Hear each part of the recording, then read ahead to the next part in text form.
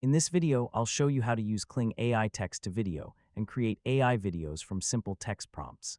First, open Kling AI and sign in to your account. From the main dashboard, go to the video generation area and select the text to video option.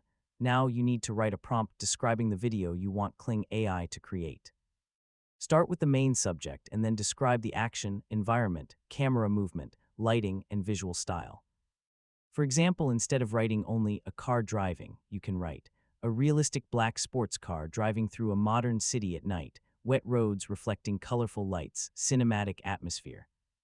Smooth tracking camera and natural motion. Once your prompt is ready, review the available settings and select the options that match your project. Then start the video generation process. Kling AI will process your text and generate a video based on your instructions. When the generation is complete, preview the result carefully.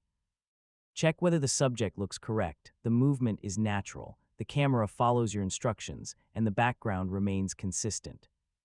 If the result isn't what you wanted, improve the prompt instead of changing everything at once. Add more specific details about the action, camera movement, environment, or lighting and generate another version. For better results, keep your prompt focused on one clear scene.